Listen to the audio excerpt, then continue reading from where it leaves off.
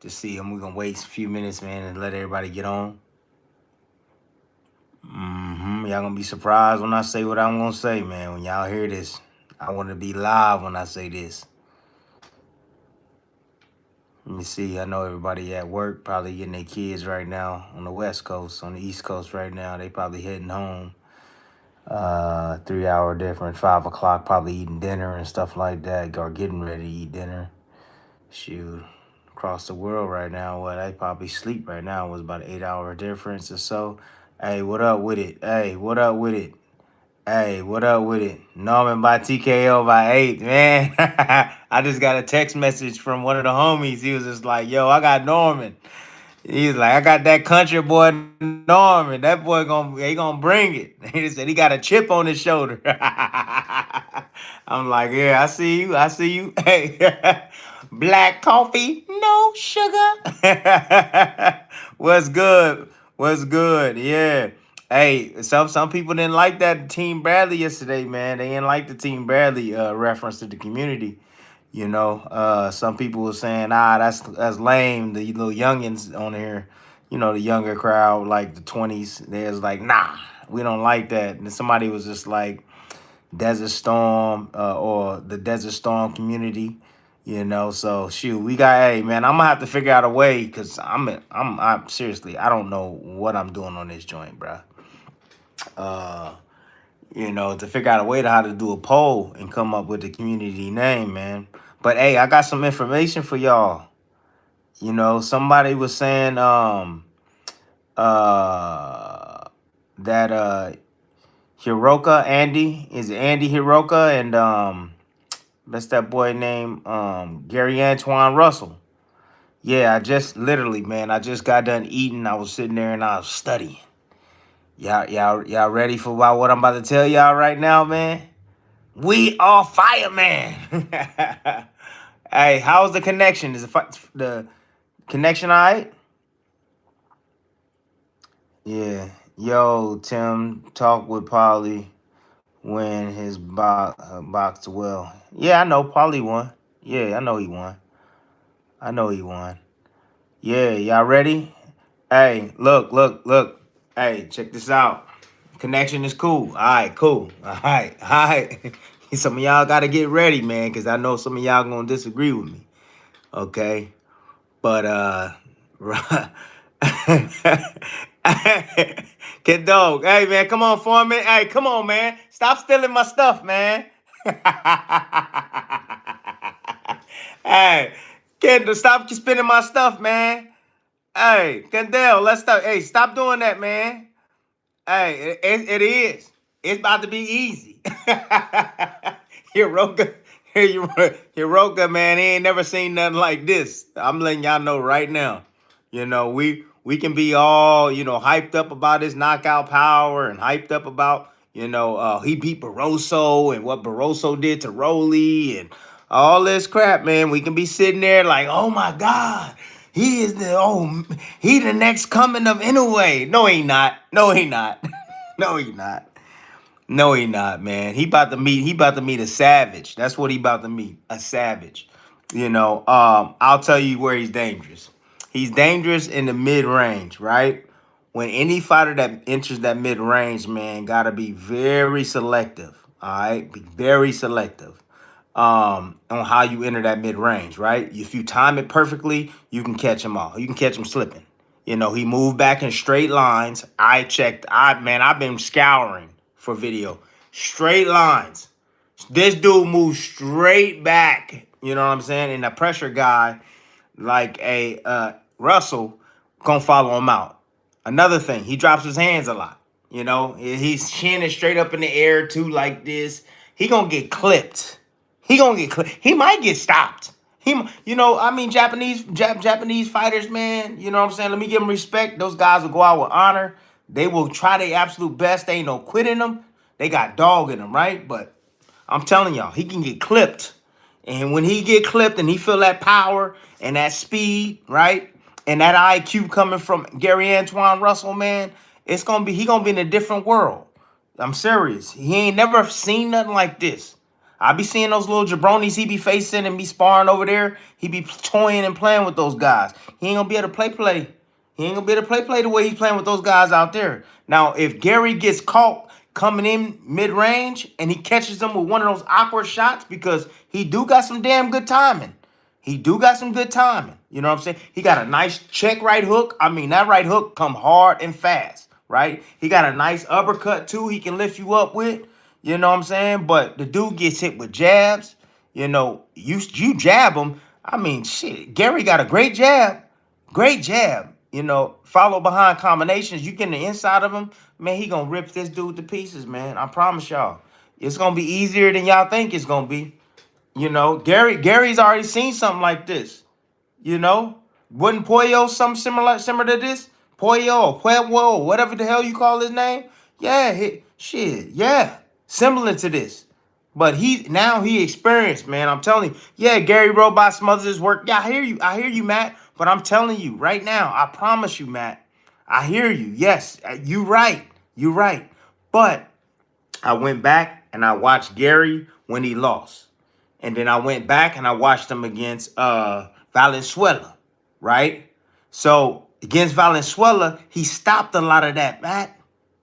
Okay? He stopped a lot of that, man. You know what I'm saying? He getting the inside. Okay, he might tie you up.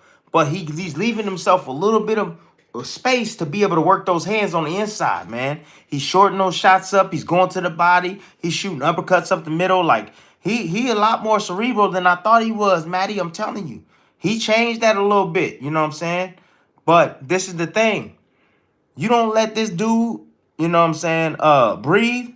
You know, Hiroka breathe, he gonna have a hard time. Hiroka got to keep his distance, you know. And I'll give you another thing. Hiroka, he's good. He's good at Andy. He's good. He's good at when he does find his range and he let his combinations fly, he's lethal. Oh, he can be lethal, but you got to be a sitting duck. You got to be a sitting duck. Listen to my guy, Hiroka is a dark horse. Hey, okay. Hey, Matt. We can go blow for blow, Matt. Let's go. Hey, I appreciate you. Hey, I'm just letting you know. He ain't fought nobody. I mean, he knocking out jabronis, man. He knocked out a 175-year-old man last time in the ring against Barroso, bro. I mean, come on. I'm being honest with you, man. Like, I'm looking at his flaws, man. Yeah, he got good offense. Yeah, he can catch you when you coming in mid-range, he can catch you with something. You know what I'm saying?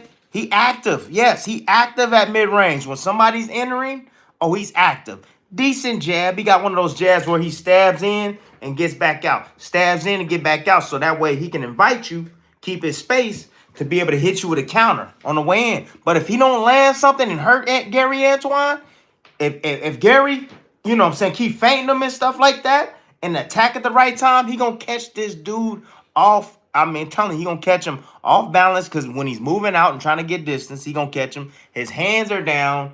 You know what I'm saying? He might even swing with the hook and miss and be out of position and get caught with a shot from Gary. I promise you, man. I'm telling you, you know, hey, he gonna have to hurt Gary. That's what he gonna have to do. I'm telling you. Who won the first fight? Andre Ward. Hands down. Andre Ward won the first fight. I promise you. Okay? The first fight against Kovalev, Andre Ward came back and won that fight. His finish was fantastic. When he got dropped and he came back, it was fantastic. I went and I've studied that. I've studied that many times. You know, and I told Andre to his face, like, hey, I hear the fans. They going to say what they going to say, but I'm telling you right now, bro, you came back and you won that damn fight, bro. For real. Close, very close fight, but I feel Andre Ward won that for sure. And I said it to his face. You don't you don't duck on Grandpa Barroso. Like, man, look, I like Barroso too, man. Got a lot of heart. He's an older fighter. He got punching power that can hurt you, you know, but he's just too slow. He was too slow. That's it, Matt. Too slow. You know, he had a hard time closing the distance, but you know who's not slow?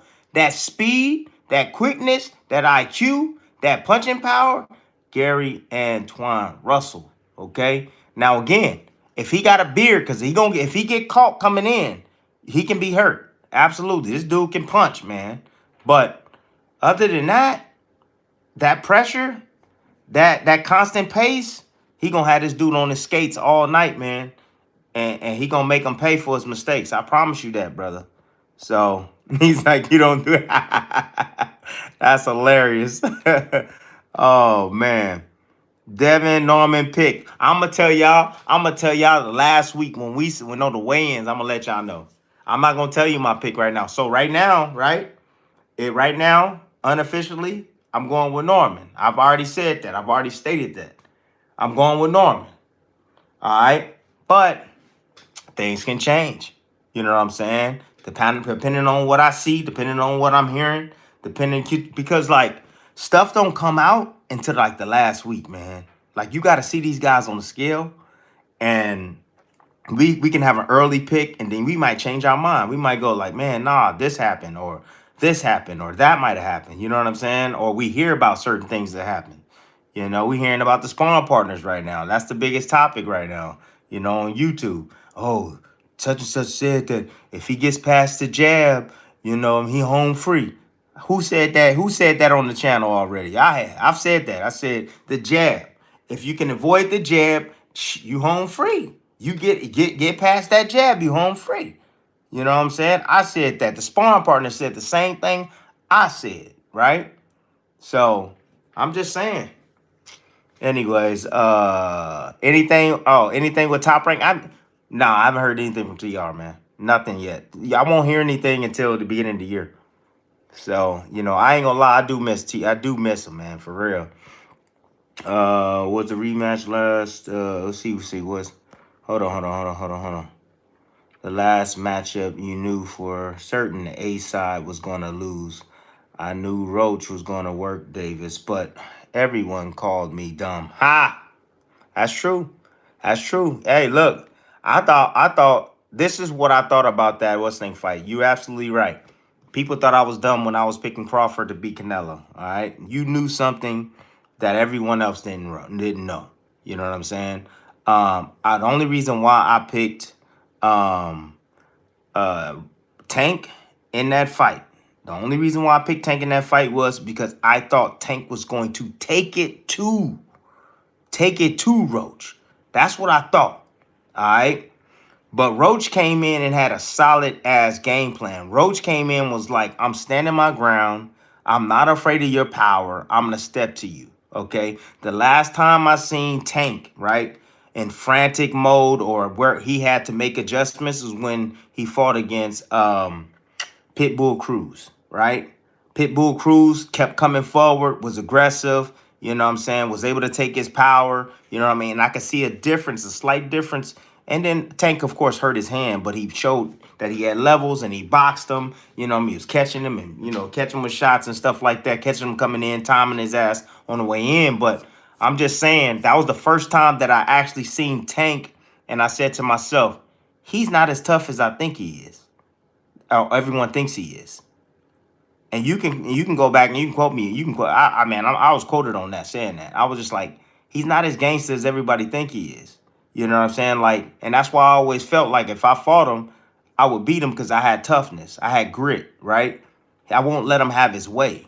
You know, the times where he want to rush, I'm in his ass. I'm in his face. You know what I'm saying? When he want to rest. The times where he's trying to box, I'm sticking to him. I'm making him miss shots. I'm not making it comfortable for him to where he can line me up with anything, you know? I'm gonna make him miss and I'm gonna make him pay. That's why I always felt like, dude, I could see it. Me being a fighter, I could see it. Well, Roach knew that, you know? Roach knew that.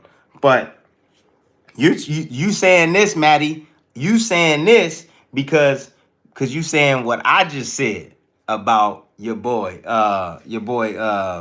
Hiroka. That's why you saying it. And you publishing this. I see you.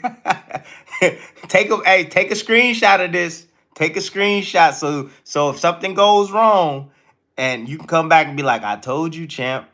Please do. That's why you saying it, Matt. I appreciate you, bro. Oh man. Abdullah Mason, the real deal. We gonna find out. Yeah, Tim still had the faith on Devin Haney. Come on. I'm not depending on Haney to be weak, man. All right. I'm just not. That's all I'm telling you. I'm not gonna be sitting here thinking that this dude is gonna be weak, man. Uh, there's Eagle Bradley, Coach Red checking in. What's going on, Coach? What's happening with you, man? Ooh, Tiger Johnson versus Velez. Oh man, what is it? Flaws? They call them flies, right? Flaws, flaws. Um,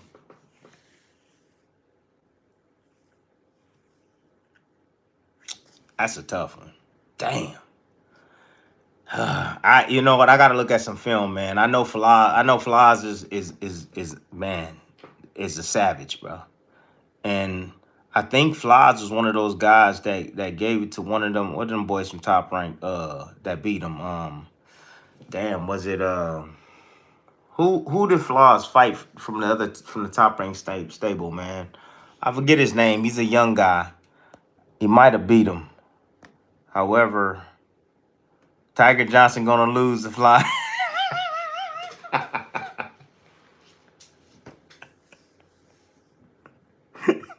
Matt, Matt. Come on, man. Come on. I don't know. I like Tiger Johnson, man, but Tiger Johnson sometimes the Tiger don't show up. The Johnson show up, but the Tiger, I don't know what hell happened to the damn Tiger. Where the Tiger at? You bring the Tiger out, I got Tiger, but man, if Johnson only show up, bro, shit, I got Flaws, man, for real. You ain't lying on that. Flaws is very creative, got punching power, can box, he can do a little bit of everything. I can see that happening, man. It's a very difficult, tricky fight, I believe, for Johnson. But I think he got it. I think he might got a new coach too. So I don't know how that's gonna work, and what they're gonna be trying to do. Maybe he might look a little different. I have no clue, but I don't think he's working with PJ anymore. So Prentice Brewer. But yeah, that's funny. I have the same feeling about Worley knocking. Oh my gosh. Hey, Matt, had them feelings. Had them feelings. It's not happening, bro. It's not happening, man. You can have them feelings, man. That's fine. This dude's been hit. This dude been hit hard. This dude has fought. Parker has fought some big dudes. He's been hit very, very hard. He ain't finna let nobody like a Wardley knock him out, bro. Ain't no damn way. Isn't what guys think he is. His resume is full of washed up fight. Okay. All right. All right, Matt. Screenshot this again. Screenshot this again. Please. Let's screenshot it. I love your comment. I love it. Matt, hey, I'm about that life. I'm letting you know right now. Let's do it. Blow for blow. Yeah. So Matty got no, not Barroso. He got Andy Hiroka. So Matty got Hiroka. Remember this. Hey, remember this. He got Hiroka, and he also got Wardley. He got Wardley and Hiroka. 2 upsets. I don't see it. Oh, Matty, who you got? I appreciate you. Hey, Matt, who you got? You got Haney, or you got Norman? Who you got? Who you got?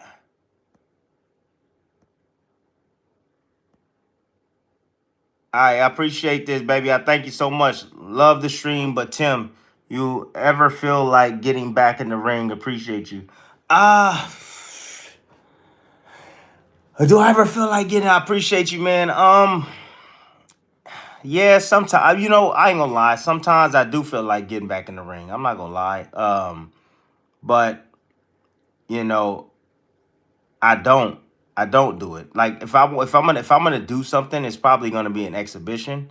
But I mean, of course, I got to get past my wife. If I don't get past my wife, I'm not gonna do it. You know what I'm saying? Because happy wife, happy life. You know what I'm saying? That's a real thing. So she's already dealt with me, emotionally going inside that damn ring.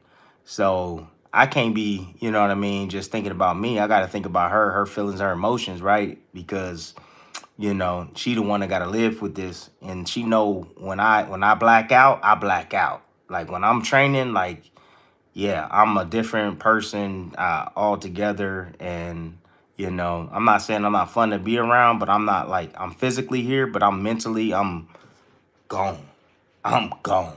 right? And I'm working, and it's the only thing in my life that matters at that moment when I get in camp. And it don't matter if it's an exhibition. It doesn't matter if it's play. I'm not finna go out there and get embarrassed. You know what I mean? And I'm gonna go out there and put my best foot forward. So I'm gonna train like it's a real fight. But with that being said, also, I don't know if my body will keep up if in a real fight. I don't know if it will. Lots of injuries and things like that, that I've dealt with, throughout my career. And, I don't know how my body's going to react with all the training. I'm older now, so it takes a longer time for my body to heal up, as opposed when I was younger, and I can do, 6, 7 miles and turn around and do it the next day. I do 6 and 7 miles running now. I need 4 days off. So it's not the same. So, I'm not gonna go half stepping, man, and go in there with those young guns and have these young guns make a mockery out of me, and I'll be the laughing stock. No, thank you. So I ain't got much to prove, man. But again, the exhibition, something I think about on the regular, man. So I'm dropping weight. Hey, I'm down 24 pounds. 24 pounds, man, off the face. Yep. Ass getting smaller now. I'm looking, hey, I'm telling you, I'm coming back. Guns starting to show again. Yeah, abs starting to show again. Yeah, yeah. Oh, yeah. Let me see what's going on. Paul, dehydrated, saying muscle flabby. So you saying that, what? Man. What? Dragon Paul dehydrated, saying muscles flabby. What are you saying? That Tank is saying that Jake Paul is dehydrated? His muscles look flabby? Huh? B? Yeah, I don't. Yeah, I'm trying to understand. I'm not. I'm trying to understand the question, but let me see. Let me see. Maybe the chat understand the question, man. Haney, I would never forget the okay. The Randall fight, yeah. I never bet on Norman against an elite fighter again. Haney elite like it or not. All right. So you got Haney. All right, cool. I understand. Hey, look, I understand why. I understand why, you know. But I just wonder, man. That's what I wonder. Hey, again, I'm thinking he all right, but mm, you know, when Norman touch him, then we gonna see, how he reacts.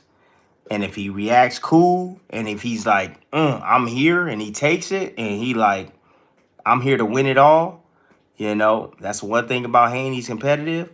Oh, he can be in a fight for sure. Oh yeah, he can win the fight, but as soon as he gets hit, and if things don't go well after that, it's not. I'm telling you, Norman is one of those guys. He gonna finish you, bro. As soon as he hits you and he hurts you, it's like gains a lot of steam going forward, and he gonna find that shot again. He gonna finish you. So, but yeah, right now we'll see. We'll see. We'll gotta wait and see now. Let me see what's going on, man. What's he? Are the TR commentators to blame for Tiger Johnson getting rid of? Why? So I was the commentator. What you talking about? Yeah, showing PJ in the corner, crashing out on Tiger. Nah, hell nah. I don't know. Nah, I don't think so. Nah, not at all. I think that hey, I appreciate the $10, big dog, for real. Nah, not at all. Us showing PJ is more out of love. PJ was telling them right. I can know how you receive it from home. Some of you receive it as like, damn, why are you going hard on this kid like this? You in a fight, but PJ knows Tiger very well, and that Tiger didn't show up. Again, like I told you, the Tiger didn't show up. So what I saw was a guy that was spooked of the punching power of the other guy. There was opportunities where PJ was saying that like, he needs to step to this guy, put him on his back foot, so that way. Sorry, my kids are watching scary movies. If you hear some screaming, that's my kids screaming. But anyways, that if you put him on his back foot, he now he don't have a whole lot of power. You know, you put him on the heels, you take that away. And Johnson wasn't having it. He was just like, I ain't finna do that. You know, sometimes a fighter gets in there and he's just like, man, that's too dangerous. I might get clipped on the way in. You know, so there was a confliction right there, but I don't think they had anything to do with that. PJ has always been the type of guy that strives for perfection in his fighters, and he puts a lot of time and effort into them. And when they show up to a fight and they don't do what they're supposed to do, man, it's frustrating being the trainer. So look at Emmanuel Stewart, man. Emmanuel Stewart, Teddy Atlas used to slap dudes in the face, and Emmanuel Stewart used to curse dudes out, man. Lennox and all. You want to effing lose this guy? Yeah, you know what I'm saying. So like, the best trainers in the world, man, that has always, been vicious inside the corner with their fighters. So it wasn't because of that, big dog. I'm not fighting no damn Polly, man. I'm telling Polly to sit his ass down, man. Go play some golf. I ain't fighting no Polly. Fight Polly. Hey, I appreciate you. Best of boxing talk. Hey, appreciate you, man, for $5. You didn't give me a question though, big dog. I didn't get a question. Would love the question, man. Let me ask you, is there a skill gap between UK lightweights boxers versus US lightweight boxers? I just think US style is the truth defensively. Yeah, defensively angles. Yeah, they're two different styles, you know. From a gap difference, when you the style here in US is more suited for the pros. The style over there I think is more suited for the amateurs. I mean, you do have some good coaches over there that like who is that coach that coached Fury? You got a couple of guys over there that are pretty good coaches. The Ingles has always been one to look at. You got shoot what's the other coach name? Yeah, I know the coaches, man. I forget their names, but anyway, yeah, Ben Davison. Ben Davison's another good coach. Sugar Hill is over there. Yeah, Sugar is over there. But yeah, Sugar Hill, but he's more on the crunk side. So he's not over there, training guys. But okay, Duva, yeah. Bill Miller, yeah. I mean, look, they got some guys over there, man. The talent is just different here in the United States. Like we don't really like put together like really like we got some good top amateurs out there, but like, when was the last time we won a gold medal? You know what I mean? Andre Ward. That was the last time we won a gold medal. I mean, we got a lot of silvers, but Andre Ward, and then the last one before that one was David Reed, and then it was Oscar De La Hoya. So, we produce good pros here. But I'll tell you this, the reason why, like, you have the Ukrainians and you have your Russians and you have your Cubans, they all have boxing schools. It's different. And, there's a requirement for that, right? Like, you just can't be a guy. Like, for instance, if one of y'all want to open a gym, a boxing gym, all you got to do is find a gym, buy the equipment, and you ain't got to know nothing about boxing, but ain't nobody got to know that. You can sell it. You know what I'm saying? And you can start training fighters, with whatever you know. That's a shame. It should never be that way, right? There's no regulation, here in this United States. So they have schools over there, and you got to be highly qualified to be able to train boxers over there. They take it seriously. That's the difference. So they perform and they bring out top amateurs and gold medalists. They create gold medalists too, and top pros. Shit. You look at Usyk. Look at Lomachenko. Look at all those guys, man. Volsdick and all those guys coming. That whole Olympic circuit was crazy that year, man. So look, U.S. style definitely a lot different. The competition I think is a little bit more stiffer here. You got the Mexican style you got to deal with as well, which also helps us here. Being on the Western hemisphere of things, on the Western side of things. So yeah, I would say, yeah. I mean, history's deep here in United States, man, when it comes to coaching and styles and different shit. You go to Hawaii, Ohio, they got number killers out there in Ohio. In California, ain't number killers out here, man. They got so many damn gyms, man. It's crazy. You go to New York, nothing but killers out there. You go to Texas, ain't nothing but killers. You go to Michigan, ain't nothing but killers. Like there's hotbeds around the United States, man. You know, so that's just what it is. But hey, that's a good ass question. You know, but I ain't trying to. Hey, look, I'm not trying to shit on my UK fans, man. You know what I'm saying? I can't do that. You know, UK, they guys out there that they they're pretty good. I would say who right now? See, you had your Fury, you had your Joshua, you got your who else is out there? Connor Ben is out there. You got Eubank is good. You know, those guys can compete, man. They can compete over here in US for sure. Absolutely. Um what's next for Rohan Polanco? I don't know. I appreciate it, man. Appreciate the super chat, bro. But I don't know what's next for him, to be honest with you, man. I would love to see him fight for a world championship soon. Tim is Espinosa the best 126 pounder? I cannot say that. No. I would say no. And can he beat anyway? Huge possibility. He definitely gonna have to work on his defense, but yes, there's a huge possibility only because if he can take his punch, he can match his output. He can punch as well, and that height and that reach is something to deal with, man. And he knows how to turn shots up the middle, you know. But shit, I think Inoue will have a hard time with Juko Nakatani. I think, you know, I think he'll have a difficult time with him because Juto is long and rangy, and he's a southpaw, and you know he got those long arms, and he can punch, you know, and he can box, and he can bang, you know. So yeah, I think he can give Inoue some fits. I don't even think he got to go up to 126 to get beat by any of those guys. But Espinoza, as far as determination, will to win, and his skill set, man, he's a nightmare, man, for anybody. But I don't know if he's the best. He got to prove it. You know, he's definitely gonna have to prove it. So, let's see who else we got. Manny's still going at 47, fair game. This matchup, the rematch, that rematch will be a fun exhibition. Excuse me. An even better proper fight though. Two warriors, peace and love, champ. Hey, I appreciate you, man. Thank you so much. Look, an exhibition with Manny Pacquiao, nobody wants to see that. An exhibition with Manny Pacquiao, Floyd Mayweather, probably the people want to see that. You know what I'm saying? An exhibition with Manny Pacquiao and like a Lomachenko or something like that, yeah.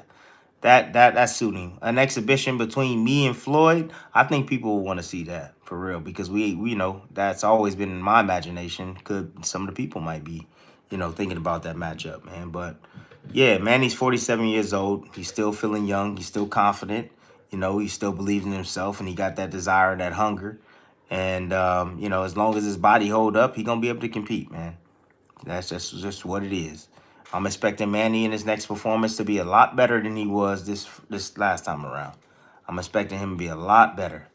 You know, he was out of the ring for about damn near 4 years, and he came back and he faced the young gun, and he was able to compete against the young gun. So maybe he'll have a lot bit more snap on his shots. His timing will be on a lot better. So, you know, I feel sorry for anybody who else getting in the ring with him, man. I don't know who that's gonna be. We're gonna find out here shortly. So give it a couple of months. You know, boxing news come out like every second, right? What's your thoughts on Troy Ali saying he turned down Janabek? My thoughts.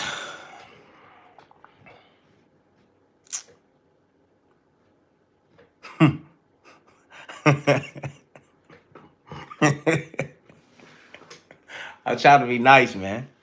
I'm trying to. Why you poking the bear, man? Don't poke me like that, man. Look, I'll tell you this, man. He's not ready. Troy Isley's not ready. You know, Troy Isley is a talented fighter, man. He is. But I will tell you this, and I will tell him to his face. And when I see you, Troy, I will tell you to your face, bro. I will, and you know that. I don't duck no smoke. I'm right here. This is what I think, and that's just what it is. You know what I'm saying? But Troy, lack of confidence, okay? Troy's lack of self-worth, you know, Troy's lack of what's the word? What's another word I'm looking for? Just overall awareness, right?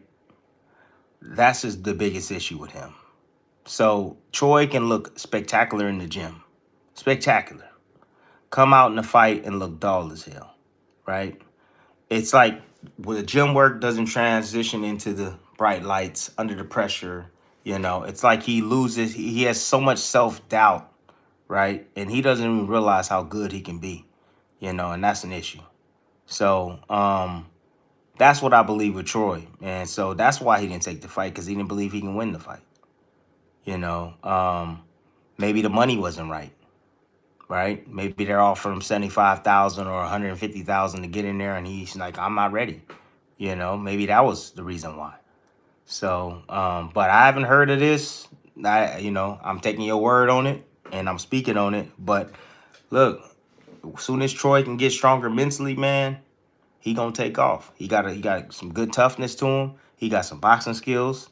He's shown that he got a good beard on him as well. Decent power to get respect. He's a dog. He is. But he got to get out of his own goddamn head, man. He got to get out of his own head. And once he do that, he gonna be all right. But until then, he gonna struggle, man. It's just what it is. It's what I believe. So, yup. What's going on, big dog? Appreciate the super chat, big dog. There was rumors that Tank was gonna fight Keith Thurman at 147. If that fight had happened, who would have won and how? Damn, that's a good question, man.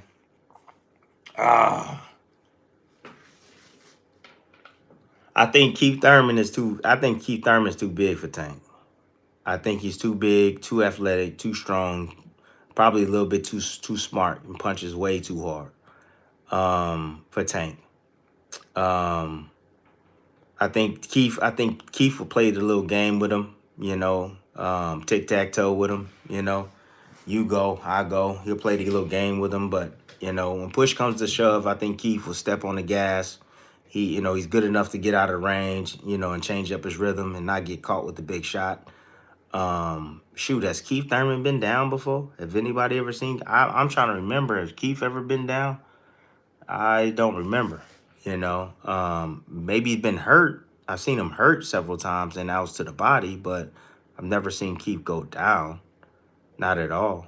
And if Keith can deal with a guy like a Sean Porter, who's rough, gritty, grimy, can punch, he can deal with a guy like Tank, man. So I go Keith Thurman on that. And prime for prime, Keith Thurman. I think he beats Tank. Yeah. Yep.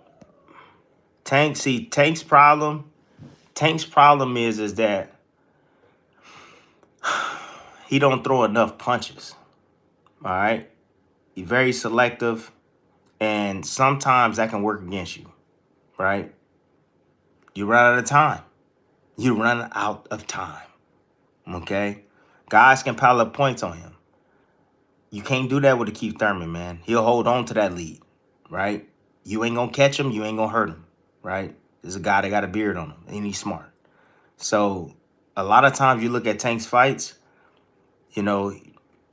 he's usually down on a one scorecard or maybe two scorecards by the sixth round. He usually down on the scorecards, and then he catch you, knock you out. He ain't gonna be able to do that against a guy like Shakur. He ain't gonna be able to do that against a guy like Keith Thurman. He's not. These guys are smart, all right, and they have experience. And this is where experience come in at, and this is when we're talking about experience. This is part of that. Like, I'm not going to allow you to rest. I'm not going to allow you to take your time. And then I'm not going to allow you to get anything back. I'm going to stop you from any kind of forward momentum that you're trying to produce, right? When you try to come forward, I'm going to box your behind. You know what I'm saying? And when you try to lay back, I'm going to take it to you. And that's called experience. And that's what you gain over time. And whoever knows how to manage the course of a fight better and throughout, and understanding like, damn, I'm down, I got to pick it up, And I'll give you a perfect example of a fighter that's like that. And his name is Foster. You know what I'm saying? Like, if he feels he's down, if his corner is saying, hey, we down. We need these next few rounds. Like Foster shows up. You know what I'm saying? He steps on the gas, right? So, and that's just what it is. You know, he did it against Hernandez. He did it against Nova. He did it against, and I said this earlier on the last live. I talked about this, but that's what experience is. So I got one time Thurman. One time Thurman. Let me see what else we got. Hey, some of y'all was late to the show, man, but really, I started this live, man. Would you put Wilder in the Hall of Fame? Hell yeah, I put Wilder in the Hall of Fame. Hell yeah. I ain't. Yeah, he going in the Hall of Fame. With all those jabronis or whatever you want to say he fought, that boy going in the Hall of Fame. Boy, that boy got a right hand out of this world. Man, when Wilder was on, he was the truth, man. Shit. I'll put him in the Hall of Fame. Say Tim Bradley said Wilder a Hall of Famer. Shit.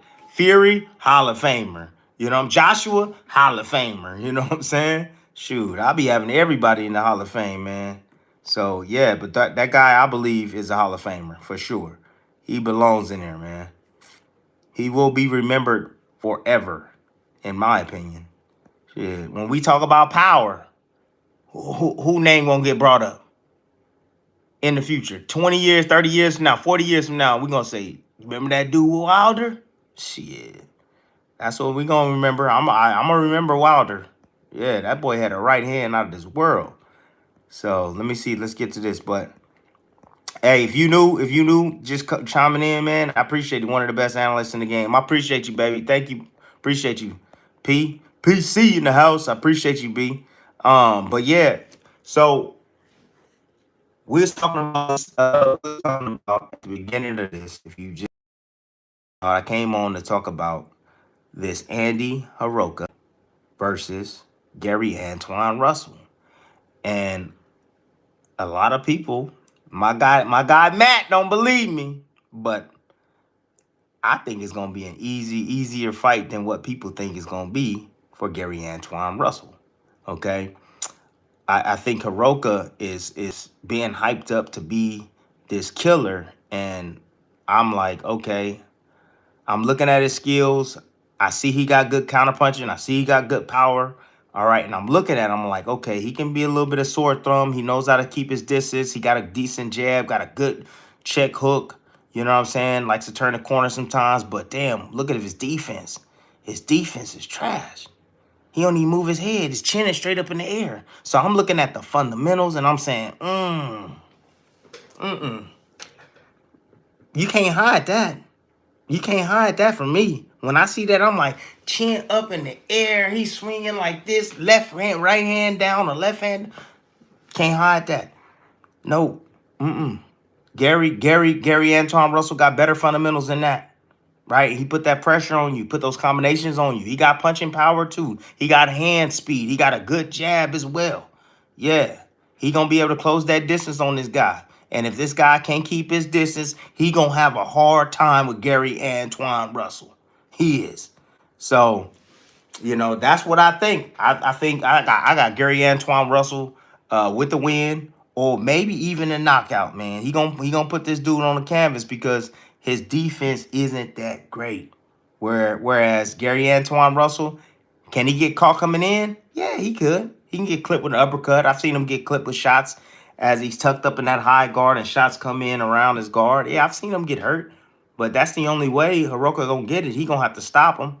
He gonna have to stop him. He have to catch him with some shots, drop him or something, or stop him. You know, and that's the only way I think he gonna get the dub. But yeah, I got Gary Antoine Russell. I don't know who you guys got, but just from watching film today, that's who I got. Man, is this the real Southpaw TV? I don't think it is. Dude, hey, I appreciate you. If this the real Southpaw TV, bro, I appreciate you, big dog. Let me check. Let me see. Hold on. Ah, man, I appreciate you, big dog. But yeah, I don't think it's the real Southpaw TV, but I'm trying to try to check the channel, but I can't right now. But if it is, hey, Southpaw, keep doing your thing, man, for real. Yeah. Yeah, that's a guy right there gonna give you his honest opinion, right? And he don't care what anybody say. So, you know, that's just what it is. Let me see. It's getting on to see Gary got buzzed by it. Yeah, he got buzzed, but he didn't go down. He got buzzed, but he didn't go down. You know, Haney, look. Haney got knocked down, but he got up. Norman got buzzed, but he didn't get down. He didn't go down. Yeah, we get buzzed. We get buzzed, we get hurt. Yeah. Thurman got hurt, in his last fight. He got hurt. That shows that you're human. But what did he do when he got out? When he came out of that? Hey, he knocked dude out. Buddy out. So yeah, we can say that. Oh, absolutely. I think both guys can be hurt. Especially when you got punching power and dynamite in both hands. Hell yeah. Hell yeah. Thurman versus Shakur, that fight probably won't ever happen, man. Norman has been put down. Yeah, Norman has with the right hand. I had a dream about that too. That's crazy. I did have a dream back in the day. I had a dream, man. Martin Luther King. Had a dream. See, I get this question all the time. I appreciate you, Ben. Appreciate the super chat. I didn't fight Floyd because Floyd didn't really want to fight me. That's why I didn't fight him. He got dropped by Boca Chica. That's the reason why, big dog. That's the reason why. Southpaw TV is bad for boxing. There's a lot of guys bad for boxing. A lot of them. If you feel that Southpaw is bad for boxing, I mean, that's how you feel, And I think everybody's entitled to their opinion, just like you guys are. And, whether you like it or not, it is what it is, You respect it, and I just keep moving on. You can disagree. You can agree. You know what I mean? You can keep it walking, you know what I'm saying, and keep it moving. It's up to you, but I'll say this. There's a lot of guys that talk about boxing that ain't never done it before. So I'll just leave y'all with that. So, yeah. Be careful where you get your facts from. They might talk about the sport. They might have some sort of mole or somebody in the system, you know what I'm saying? And that's feeding them information or whatever. That's say content or whatever. But when we talking about X and O's, you know where to come. Come right here. X and O's. Tim, how can he get it done? Does he have enough? Yeah. That's it. All right. They agreed to move up to fight Conor Ben. I saw the interview. Yeah, he did in the past. He did in the past. I remember that too. Yeah, he said that Shakur agreed to fight Conor Ben. Yeah, they agreed to fight, a while ago, but nothing ever materialized. I agree what happened. Just want to hear your analysis. Thurman versus Shakur. I don't think it will happen. I really don't. I have a hard time seeing Shakur go up to 147 pounds right now. And I have a hard time seeing Thurman getting back to 147 pounds. I don't see the fight happening. I don't know where you think that's gonna happen, big dog. Shakur's a 135 pounder moving up to 140 to face Teofimo Lopez for his strap. And I don't think we're gonna be seeing him at 147 anytime soon. I don't. So, all right, Haney isn't that great of an athlete. Okay, all right, okay. Where we going with this? I think even Ryan is more athletic than him. All right. It says Garcia closed the distance very easy against Devin. Yeah, he did, and it was in the first round. One of the most interesting thing when I went back and I watched that was the way Ryan did it, and it wasn't really. It was more so with the probe and almost like a measure. You know what I'm saying? And he just moved his feet and he slid his feet close to Haney. And as Haney was sitting there trying to time him with something, and then Ryan would explode with the combinations, and then that's what would fluster Haney, right? Haney can't get away from all those goddamn punches flying at him 100 miles an hour, right? Something gonna get through. He ducking down and he trying to get out the damn way, and he's having to pick up his feet and move positions. But yeah, I noticed that in the first round, like right away, Ryan just came out, was very aggressive, slid, came behind his feet, stayed underneath himself, You know what I mean? Looked like he was gonna do something, didn't do anything, and then timed it perfectly, man. You know, and then there was a couple of disengagements, you know, and then Haney started shooting his jab, and Ryan, as you know, swung that left hook, perfect time, bingo, landed it right on the money, put him down. But one of the things that I did notice about Haney, I start to see him slightly start to adjust and start to get in his rhythm. And, you know, his head, he had to clear his head, but he started to get on his jab. He started marching forward. He started being aggressive against Ryan. Ryan started turning his back and doing the little Ryan, you know, shoulder roll or whatever. But Haney was putting forth some good attacks, man, and kind of changing the tide in the fight, man.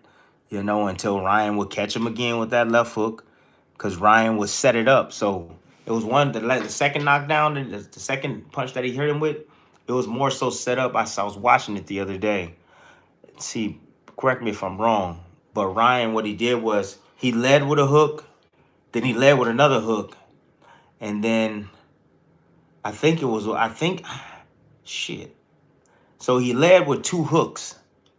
Haney blocked both of them. And then I forget what he did. He did something else. I think he probed out there and then turned into a hook.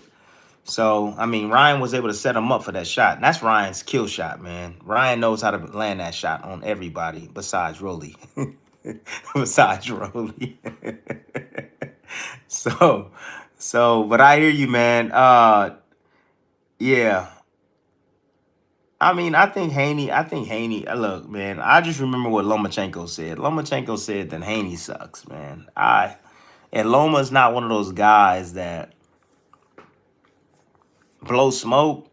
Like, Loma's an honest dude, and like he just like he was nothing. He's nothing. And I don't know how much of that is hate, or is he, you know, I think he's honest, man, and he'll give you an honest assessment. Like Loma said that like uh Ortiz, when he fought Ortiz, because he sparred him, he said Ortiz knows boxing. Well, shit, he didn't say that about Haney, and he said that Shakur knows boxing too, you know, but he didn't say that about no damn Haney. So, the MO around, you know, us people in the media is jab, jab, 1-2, hug. That's what people say about Haney in the industry. Jab, jab, 1-2, hug. That I swear on everything I love. That's what you hear about Haney. You know, he's a hugger. He's a hugger. He's a hugger. That's all you hear people talk about in the industry when I was doing broadcasting. You know, so that's the MO on him, man. It truly is. So, but we'll see. Oh, Tim Bradley versus Sean Porter. I've always wanted to do that with Sean Porter, man. Sean Porter always wanted some too. You know, anybody got any like serious questions they want to ask, man? Let's see. We can tell Loma that he lost every big fight. But I think Loma's a Hall of Famer, man. I think Loma is shit. Hell yeah, Hall of Famer. Can you talk about Bud and what you seen him when you sparred him? Man, I've talked about Bud on many occasions about what I saw in him. You know, it all starts with the dog internal. You know, the heart. Um, And I'm looking at everything. I'm looking at how he's dealing with pressure. I'm looking at how he's dealing with speed. I'm looking at how he's dealing with being, you know, bullied inside the ring. If I can bully him, you know, how strong he is physically, um, how calm he is, or how calm he can be when I'm putting that pressure on him. You know, I'm gauging his power. I'm gauging his speed, his timing, you know, his skill. Shit, he was setting me up when I first sparred him. He was setting me up for different counters off the back foot, uppercuts, check hooks. Like he was setting me up with counters left and right, man. And I was just like, man, who the hell is this dude? But for the most part that I saw during the week, right? I knew right then he was special, but like during the week, so I would spar him on a Monday, and then whatever I caught him with on Monday, and I sparred him on Wednesday, I wasn't catching him with it. I couldn't hit him with it. So I'm sitting there and I'm going over in my mind, And I'm going over my trainers, the mistakes that I made and how he was able to make me pay. And I'm like, I'm taking that shit away from him. You know what I'm saying? Like, he ain't gonna land that on me, right? Or, you know what, this shot worked, so let's try to work on that. You know what I'm saying? I come back the next sparring session, nope, not landing it. And the crazy part is that he was by himself. No trainer, no nothing. So he was able to figure it out. And I'm just like, damn, this dude is so damn cerebral. He's smart. It's like almost like you got a photographic memory. You know, the best fighters, the best athletes, they have this processor is on an entirely different level than most average folks. I promise you. This right here is what makes Crawford who he is. You know, this. Of course, all the attributes and everything attached to him, the skills and all of that, but this controls all of this, you know, and that's why he's different. That's why he Terrence Bud Crawford, right? Shoot. That's why Floyd is Floyd. Can't outthink him. Appreciate the $2, big dog. If Canelo wanna be champ, should he fight Benavidez? If Canelo wants, look. I was talking to a guy just recently about, Canelo, right? Canelo has been champion multiple times. All right. I think it was three or four. I think it's three divisions, right? He's been undisputed twice. Canelo has done a lot in the sport, and I don't think championships really too much enthuse him anymore. It's more so about the money and the longevity. And I said this to a guy because, he was down and I had to bring him up. I said, Canelo might have lost the fight, but he won the war.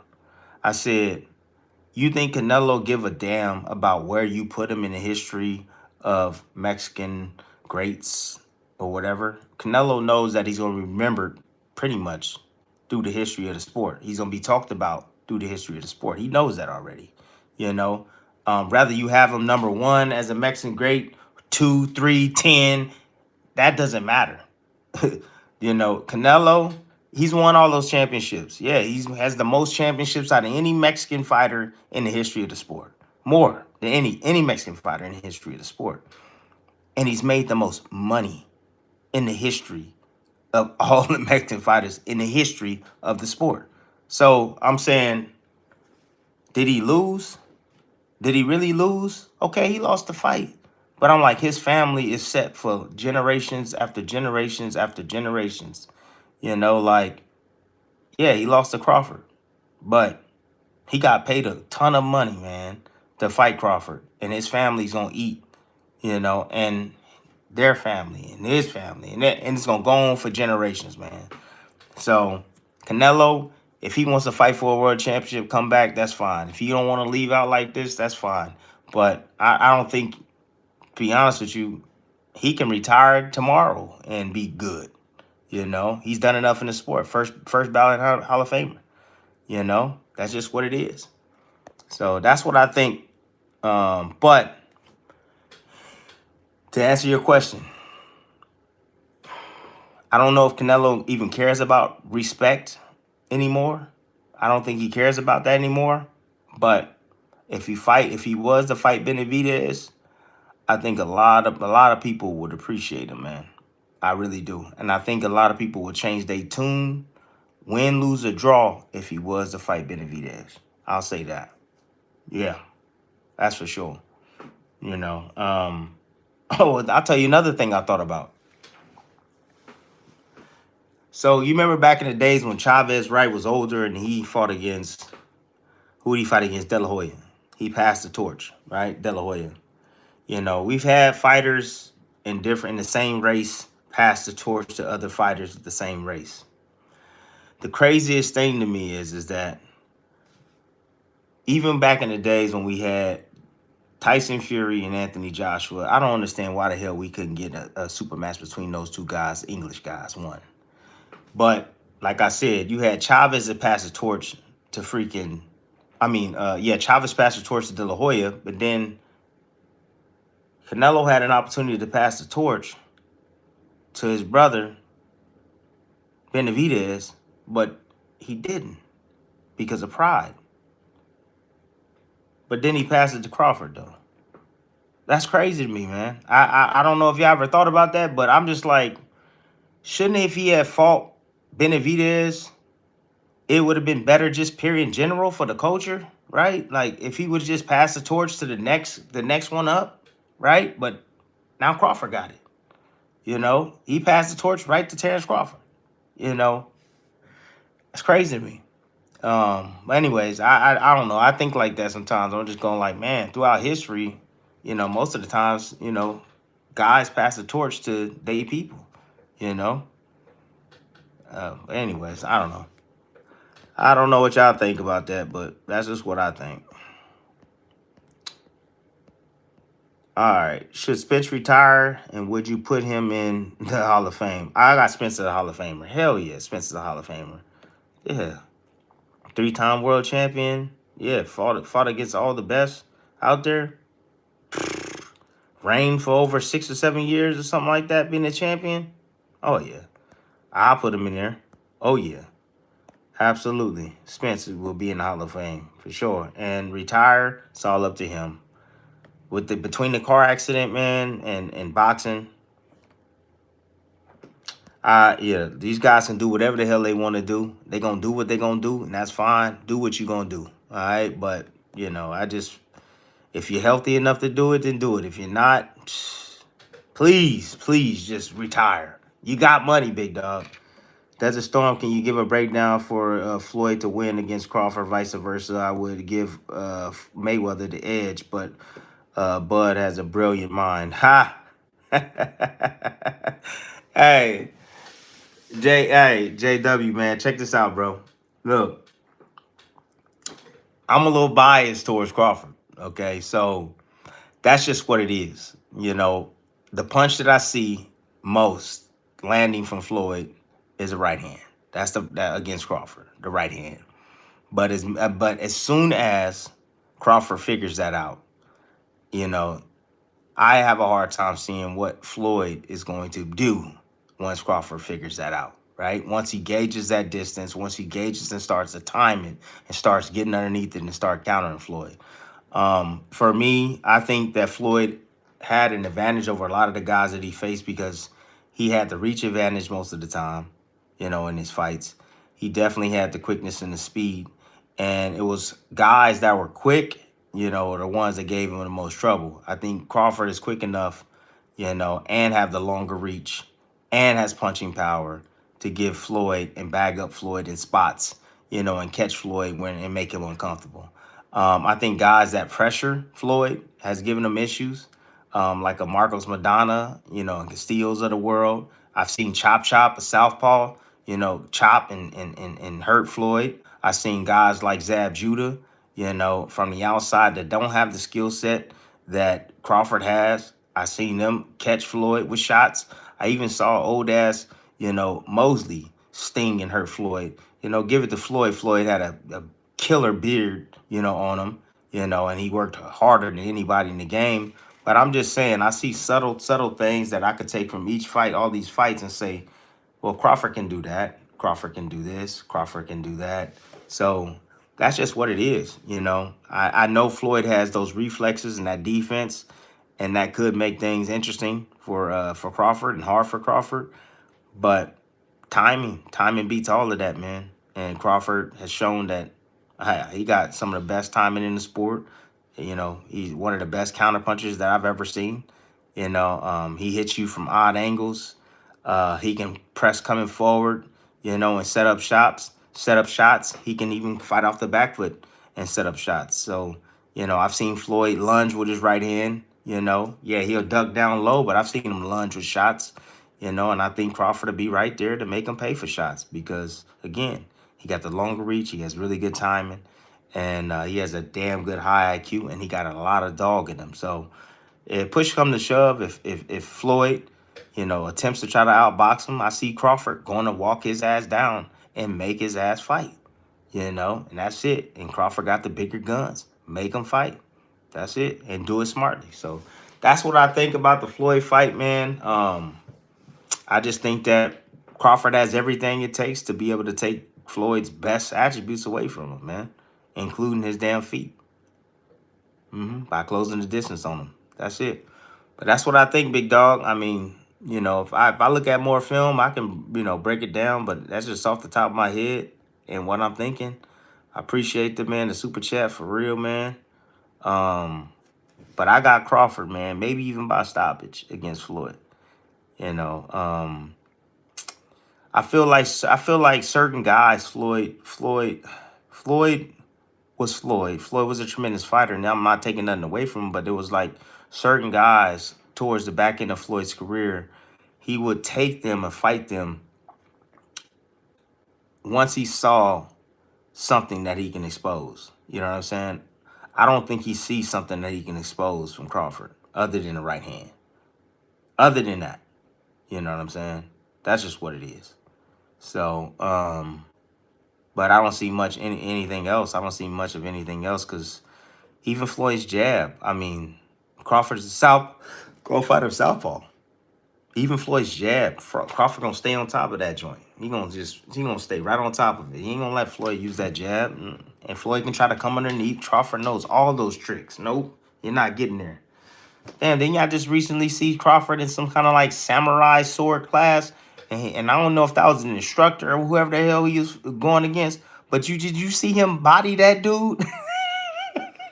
This the dude supposed to be teaching Crawford how to handle that samurai sword, and Crawford put them things on him. Whoop, whoop, whoop, whoop, whoop. Bow, sliced his ass up, boy. Boy, Crawford a fool, man. You saw that? Hey, Crawford beat him at his own game. Oh, snaps. Oh, snaps, man. That's crazy. Unfreaking believable, man. Prime Roy Jones versus Usyk, man. Oh, man. That's crazy. Yeah, these are all dream matchups. I don't know. All right, Tim, think, yeah. Get the recognition soon as the big promoter. And do you think Marcus Luther is Abdullah Mason is a good fight? Marcus Luther, ain't he an amateur? Marcus Luther's an amateur, ain't he? Marcus Luther's an amateur, right? He's a top-rated amateur. I think he might be, right? Yeah, Marcus Luther, you gotta turn pro first. You gotta turn pro first, man. Yeah, he's still an amateur right now. Yeah, I mean the boy look nice. Yeah, the boy look nice. He got good power. Yeah, good foundation. Yeah, good jab. Oh yeah, step back counters, right hooks, can attack coming forward. Like I follow that kid. Yeah, he be doing his thing, man. He nice. Um, but yeah, he should his style should transition perfectly into the pros. That's when you turn in pro from the amateurs, that's half the battle. You got to switch your style, and you got to be put more sitting down more on your punches and be a little bit more patient. So he has that. So you ain't got to worry about that. And he can punch too. So, and most promoters, that's what they want. They want punchers. My favorite city in Europe? Ah, man, I don't know. I like England. My wife likes England. We love England. Yeah, we do. We love England, and shit, my wife want to move there, and I told her she crazy. I was like, you crazy. We ain't moving no England. Yeah, the wifey want to move there. Yeah, I like London. London is dope. London is cool. Been down there. We've been to the Louvre. Did we y'all had some professional thieves come out there, man, and steal some of that them artifacts out there, man, just recently. See how I be keeping up with England, man. I ain't gonna lie, I be keeping up with it. You on the rise of YouTube, your channel's growing.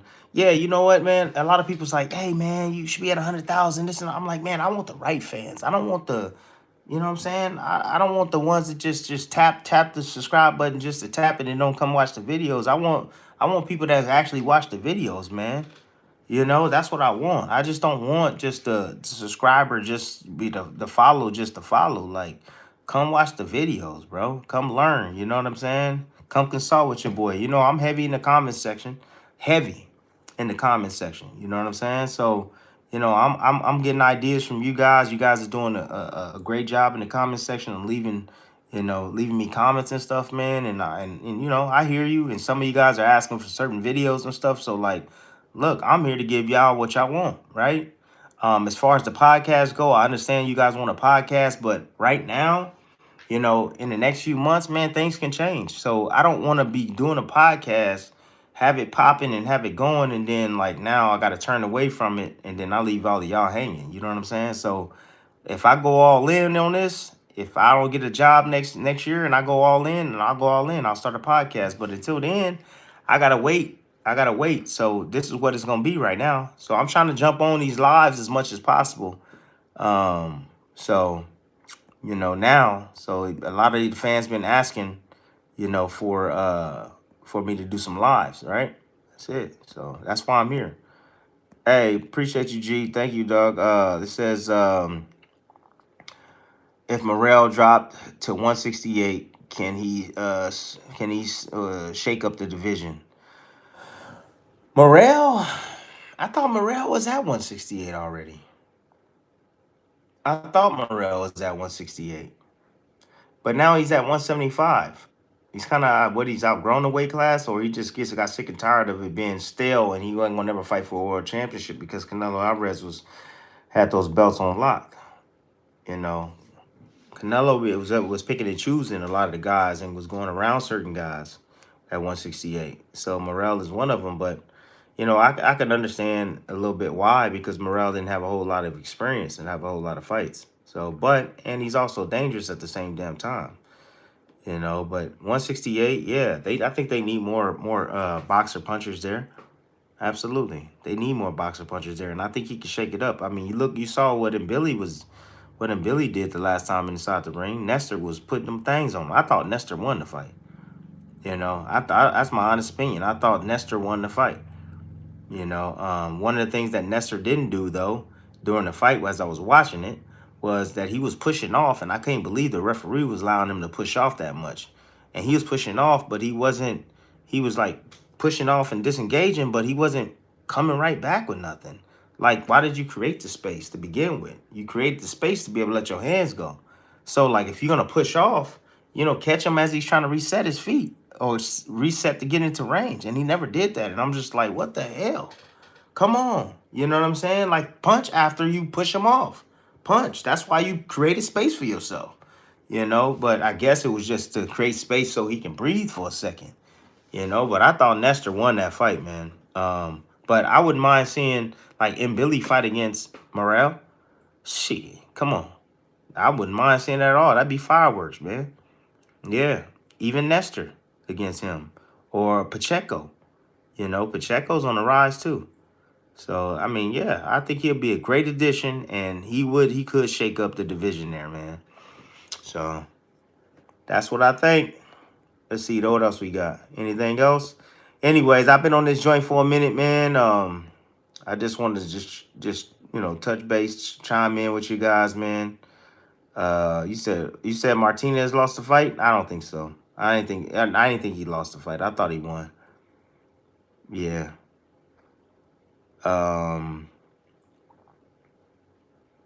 Zafir from Houston. All right.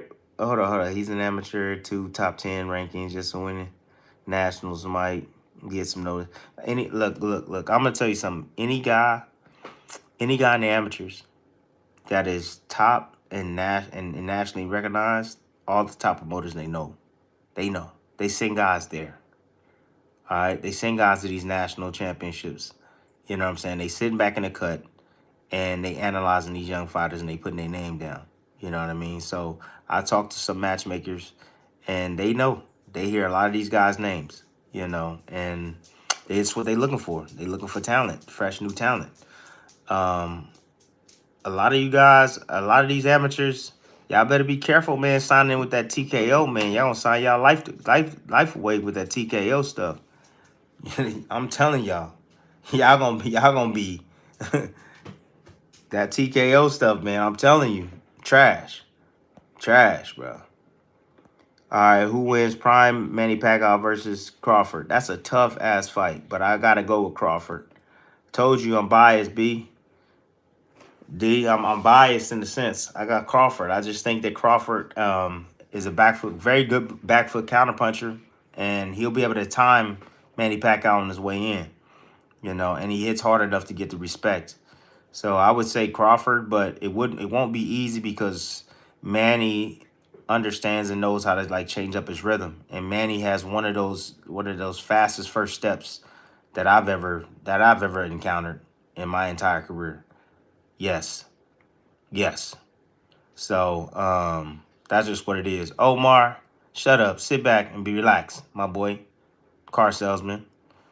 You were looking for attention. I gave it to you, Omar. Gave it to you. Yeah.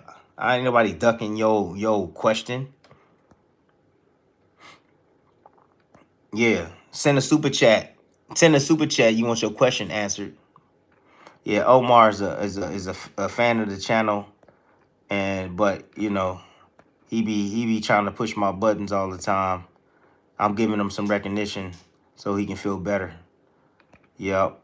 Kid Austin versus Abdullah Mason. Damn, that's a hell of a fight. That is a hell of a fight, big dog. That right there, that's a hell of a fight, man. I would personally go with Abdullah Mason. Abdullah Mason would knock out Kid Austin. He would over for Kid Austin. He gonna get embarrassed by that guy Abdullah Mason. Yeah, Abdullah Mason I think is just way too seasoned. I know Kid Austin got that punching power, but how he gets to landing that punching power, that's where I think he gonna get hurt by Abdullah Mason, who's a sharp puncher, man, very sharp puncher, very accurate puncher, and a very precise and confident boxer. Abdullah Mason, I'm telling you right now, you can ask this kid, would you fight Shakur in a heartbeat? Would you fight this guy in a heartbeat? It won't even like second guess. He'd be like, when and where? Like when? Like, let's go. You know what I mean? Like this kid has the confidence that you need in a fighter, man. Abdullah Mason. He's willing to get in the ring with anybody. It don't matter. Because if he gotta knock you out of the way, that's what he gonna do. He gonna knock you up out of the way. He gonna get you up out of here, right? To get to the prize, which is the world championship. So if Shakur's in his way, he ready to go through that. You know what I'm saying? So that's all I'm saying. I'm telling you. So like that whole Abdullah Mason and Keyshawn thing, I'm telling you, if Keyshawn had the belt, let's go. Abdullah Mason want that smoke, but I got Abdullah Mason. He gonna cook Kid Austin and go run and tell that. Tim Bradley said Abdullah Mason gonna cook Kid Austin. Cook him. Yep. Go tell his daddy too. Yep. I like that. Let me see. Let me see who's there. Hold on one second. Stop it, Tim. Mason got cracked. If Kid touch him. All right. Okay. Mason, hey, Kid got cracked too. Kid got cracked by a bum. He got cracked too by a bum, right? And did you see Kid go down too? Huh? He got up. He got up, right? Mason got up too. But I'm telling you, I promise you, man, skill for skill, Abdullah Mason would cook Kid Austin. Cook him. All right? He gonna stop him. Skill for skill, he gonna stop him. I promise you. Too much reaching, too much lunging, man. I promise you. He gonna get caught. He gonna get caught. But it is what it is. We'll wait till the fight happens. That's if Kid Austin would fight him. Kid Austin, he be having his track shoes on. He don't be wanting to fight. So just saying, big dog, appreciate $2. Just saying, he be having no track shoes on. Stop, champ. I hear you. Stop. Abdullah, get up and stop, dude. Yeah, Abdullah got up and stopped, dude. And he learned from that. I promise you, man. Oh, somebody said that Abdullah already cooked him in sparring. Did he cook him in sparring? Is that something I can see online? For real? He cooked him in sparring already? Nah, for real?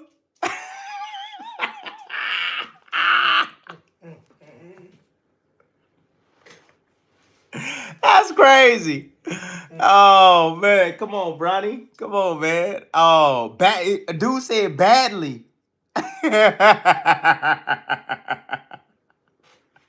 They got clips of it. The jab was nuts. Oh yeah. I mean, come on, man. I'm I ain't even see this sparring session, but damn, I'm finna look when I get off of this, I'm looking for it for sure.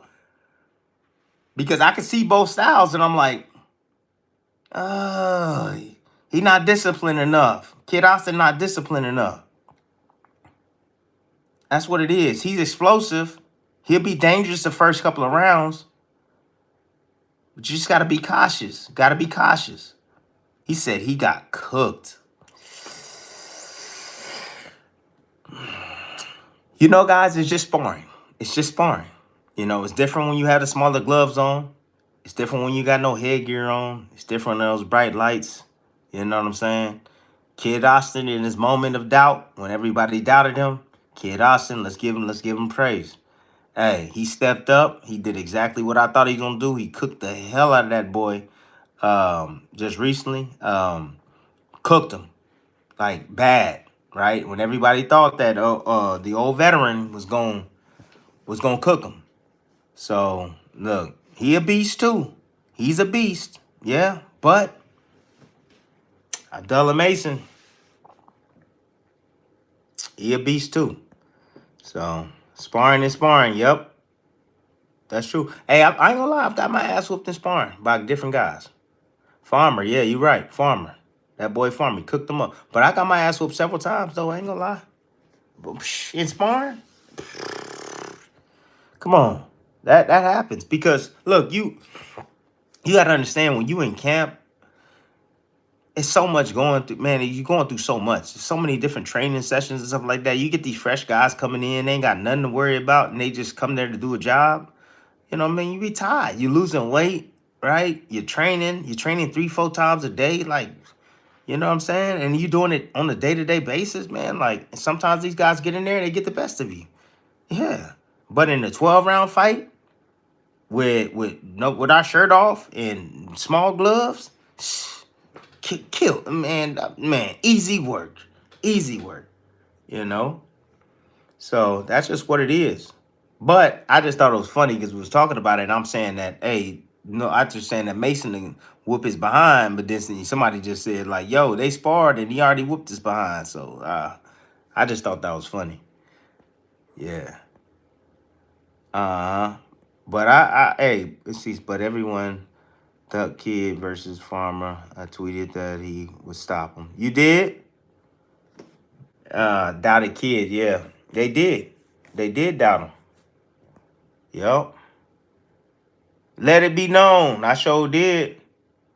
Said hi. Chris, no doubt, man. Let me see what else. Tim whipped my ass in sparring. Who is this? Stop. He whipped my ass in sparring. Who is this? Rob. Rob. The barbarian. Who is this? Don't worry, Tim. Inland. Spread missing just like Omar. Oh, can't handle the pushback. Whatever. Omar, you make no sense, B. For real. You still mad at the Canelo. You still mad at the Canelo Crawford. You swore up and down, that I was the most stupidest person on planet Earth. And you got proven wrong, and you still don't get it. Still doubting your boy. Promise you, man. I know you be thinking about me, Omar. I know. I hate sparring and get beat by real fights. I was a beast. I hate sparring. You hated sparring? Why? I used to love sparring. Shit, sparring was fire.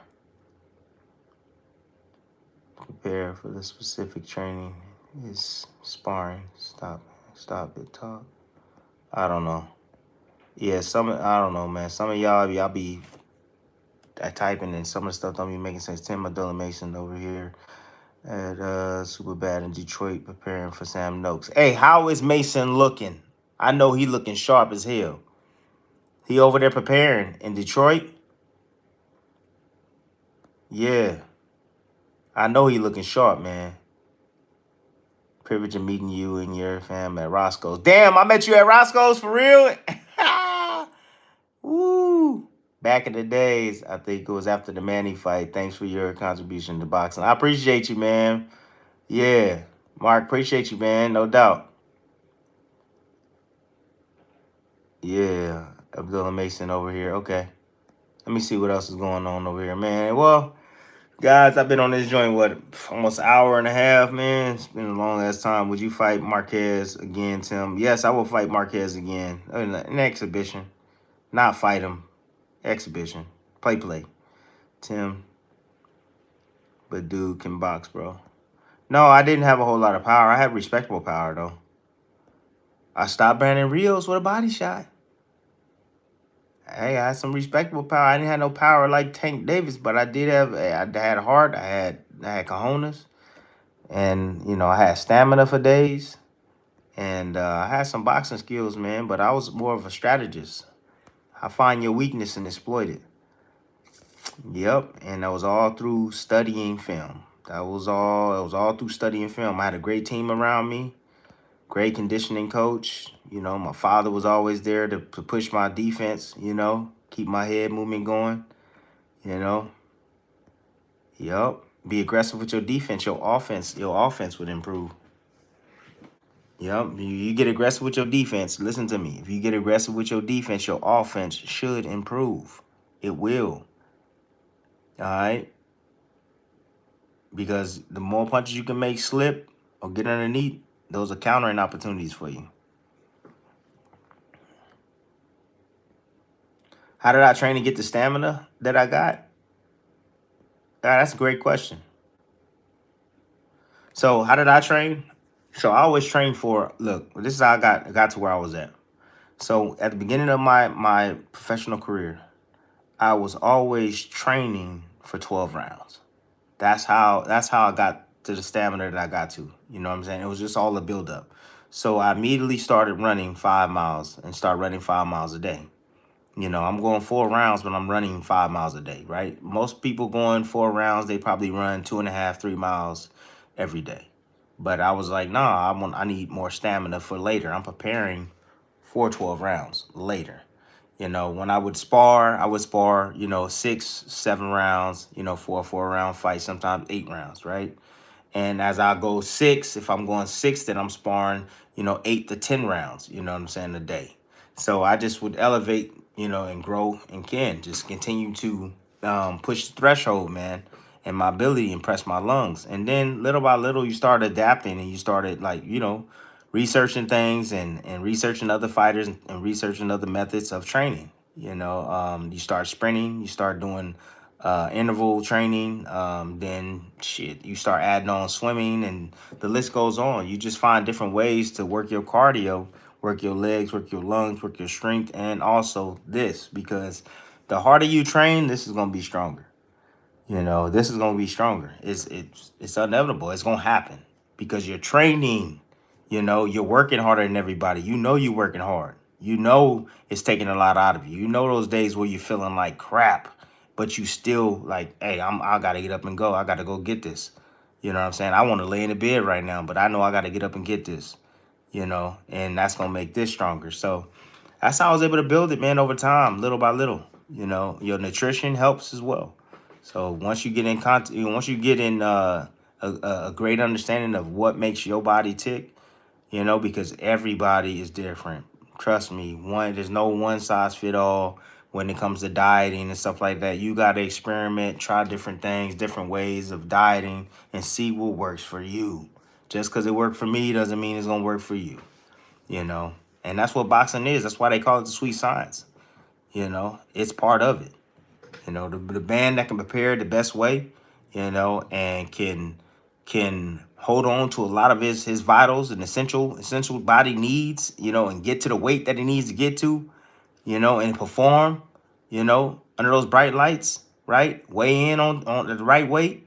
That's how you champions get built, man. That's what it's all about. You know, Crawford took an entire year to build his body up to where it was for Canelo. An entire year. And that dude trains every day. You know, so that's just what it is. But yep. How would Cub Swanson do in boxing? Cub, dude. When I used to spar Cub back when he first started, I used to stop Cub with body shots. You can ask him. But towards the back end of his career, in the back end of my career, me and Cub we were eye to eye. Cub IQ, eye to eye. Cub would have been a tremendous boxer. Shit, Cub would have been a tremendous boxer, man. Yeah, at the beginning, you know, it took him a while, but dude, he caught up real fast. Cause Cub Swanson is a hard worker. If y'all don't know who Cub Swanson is, he's a UFC fighter. But we grew up together in the same area, same neighborhood. So, but yeah, Cub Swanson, that's a bad dude, man, right there. And his stand-up game is cold. Yeah, he would have done great. Says, do you see coming up? What upsets do I see coming up? I don't know. You know, last few minutes, well, I would say about 30 minutes ago, I had a guy coming up. His name is Matt. Good dude, friend of the channel. He was saying that he think Wardley is going to upset Parker. And I was just like, you out your damn mind. You know, but, you know, Wardley got punching power. And, you know, he just feels that Parker has been fighting mediocre guys and, you know, he has a false security of himself. And I'm just like, I don't see that. But we'll see. He believes that. I don't. Another one, he thinks that Hiroka is going to beat and hurt Gary Anton Russell. And I think that Russell's going to win the fight damn near pretty damn easy. I don't think it's going to be as tough as they think it's going to be. But he believes that he's going to beat him. And then he also believes that Devin's going to beat Norman Jr. So, you know, there's a lot of... He's a guy that's, you know, going against all of my picks. So, I respect it. It is what it is. I'm not always right. Anything can happen in boxing, especially when you have guys that have punching power. And all three of those guys, except Haney, have punching power. Although Haney can hurt you. He can, you know, he can put you on the canvas. He's shown that. He get hit in the right spot at the right time, you can go down. Uh-huh. Oh, yeah. This is my man right here, Matt right here. This my man, Matt right here. I changed my mind about Wardley. I just watched a little tape. Parker takes him out. Come on, Matt. Come on, Matt. Don't be doing that. Hey, you can change your mind, man. You can change your mind. I'm glad you watched some tape, man. I'm glad you watched some tape. So this is Matt right here. I don't know if y'all can see a super chat. Y'all probably can't, but he just dropped me a super chat, man. He just saying that he thinks that now he thinks that Wardley's gonna get stopped. You said he changed his mind. So, but anyways, yeah, I was just chopping it up with him about you, man. So yeah, any upsets on the horizon? I haven't really thought about it though, but he's looking good shape. Sure, he sparred him. I caught him with a few good times. Yep. My name is, okay, John Anderson. Say what's up to John Anderson, everybody. I'm up and coming. Stay tuned. All right, bet. Hey, John, did you hit him with the left hook? Was it the left hook? John? Hey, yeah, hit the, was it the left hook you hit him with on the inside? He said Lubin the only potential upset. I don't think,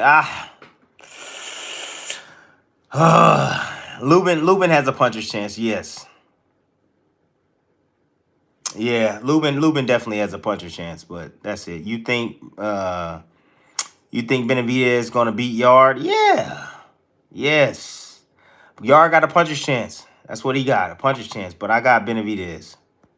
I love boxing, man. Yeah. So did you hit? What I'm trying to ask John, did you hit him with left hook, with a left hook on the inside? Because you know that Mason, he drops that lead hand. He puts that hand in the sling, and he's exposed for the left hook. So when you in the gym with him, you tell him on the inside, he got to be careful. He got to be careful. You got to let him know, hey man, you got to pick up that right hand, bro, on the inside. Like you trying to anticipate a hook coming, and you getting caught, bro. Yeah. And the dude he facing Noakes, that dude can punch, man. He can punch. Yeah, yeah, yeah, yeah. You right. He gonna break Yard. He gonna break him. Y'all gonna run out of gas. Charlo versus Boots. I got Boots. Who was my hardest opponent? Manny Pacquiao. Manny Pacquiao was my hardest opponent. Brian Norton Jr. not overlooking anybody. No, he's not. He's focused. Yard getting stopped. Absolutely. I think he is. Tank Paul is canceled. Good.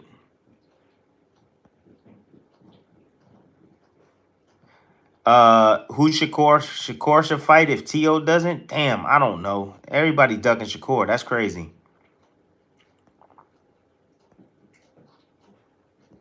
Did you leave Joel Diaz or did he leave you? I left Joel Diaz. Pacquiao versus Loma. I want to see it. What makes Pacquiao so difficult? Speed, quickness,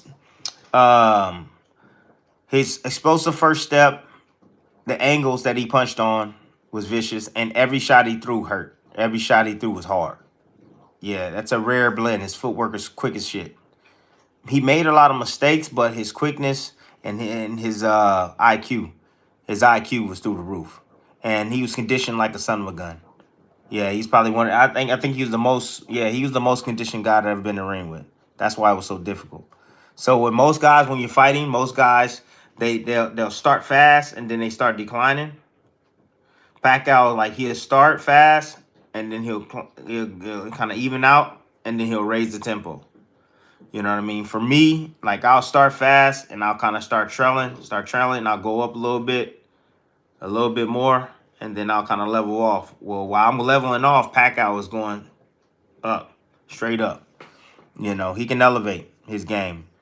So imagine Pacquiao, right? His stamina and what he brings in the ring, and now imagine Floyd and his stamina. Floyd is on a different level, right? Yeah. Yeah, the dude you robbed. I didn't rob anybody. I didn't hold the scorecards. I didn't hold any of the scorecards. I wish I did. Damn, I got Boots over Charlo. Hell yeah, Boots all day. Boots all day. Yeah. How do you quit your job and box full time? Ooh, that's a tough one. That's a damn good question. I did quit my job. You gotta have support. Yeah, you gotta have support. And I had my wife.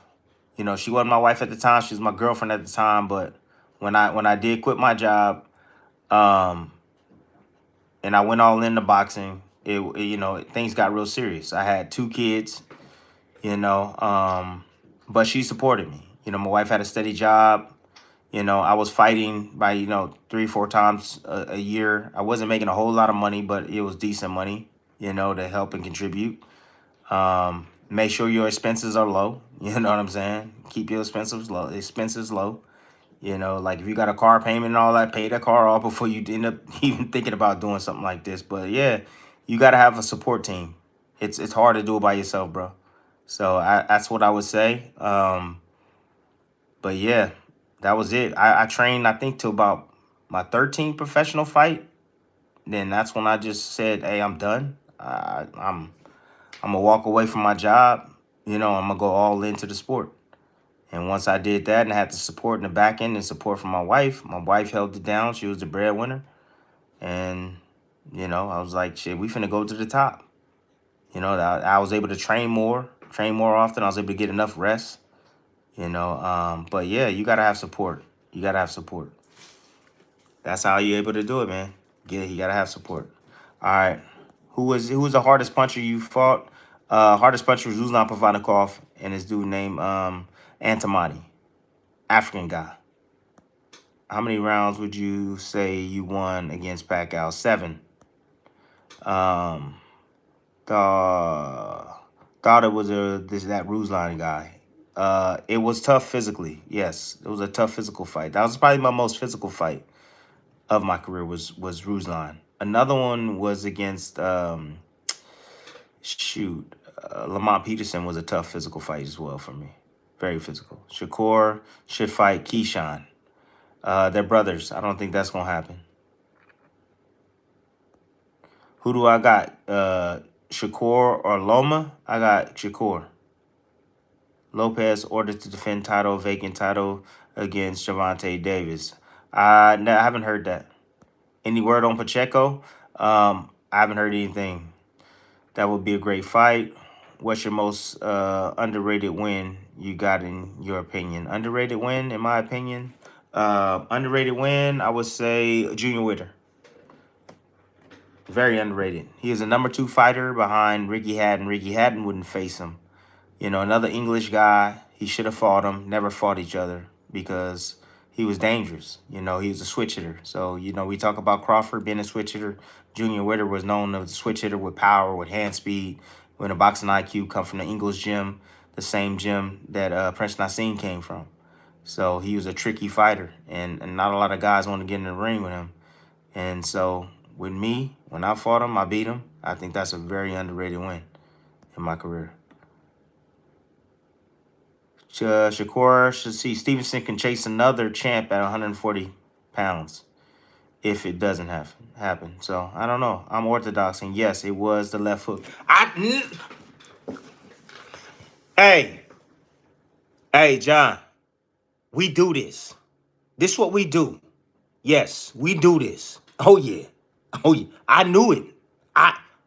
John, I knew it. So John telling me that he got hit with a left hook inside of camp. Inside of camp, he spawned partners. This is inside information right here. We getting keeping on the low. But anyways, I already knew. Big dog. Yeah, you hit him with it a few times. Surprisingly, my defense was on point, so he really didn't land anything crazy on me. It was we did it for 5 rounds. All right. We did good. All right, cool. So, John, so this is the thing, right? You can almost anticipate his punches coming because he throws everything at the same speed. And a lot of times if you get underneath them shots, you know, they'll fly over your head. And he somewhat have a hard time gauging that distance too. You know, if you stay low and you get underneath them shots, right? But on the inside, he gets kind of laxed, and he's gotten accustomed to keeping that hand in that sling like this on the inside, right? That's an opening right there that I see that the Noakes can come up and swing up with one of them looping hooks on the inside, man, and catch him and hurt him. You know, there's some times where I see Abdullah Mason also, he'll shoot that uppercut from too far away. You can time him. You know, you can almost anticipate it. You can almost see it. Man, look, I know. Trust me, I know, man. There's various things. Even when he jabs at the same speed. He never changes it up, never touches or probes or anything like that. It's just everything hard. So I'm pretty sure it's easy for you to try to anticipate a lot of the shots that he's doing because everything is always at the same pace and speed. That's a problem. That can become a problem, man. You know, because you want to be able to switch gears. You want to be unpredictable. You might go slow, then speed it up. You know what I'm saying? You might speed it up, then poke them out there, you know, just to get them see him move the guard, then go fast again. You got to change and alter your pace and your speed and change up your rhythm. So that way your opponent won't gather the information needed to be able to counter and time you. You know what I mean? You keep changing up the rhythm. That was one thing that Floyd did very, very, very, very well. He changed his rhythm up on you. So, yeah. No doubt. Hey, JM, what's up? I appreciate you, man. Who is an up-and-coming fighter to look out for? It says that pro circles know about. The pro circles know about that the average boxing fan doesn't. know about right now? Wow, that's a damn good question.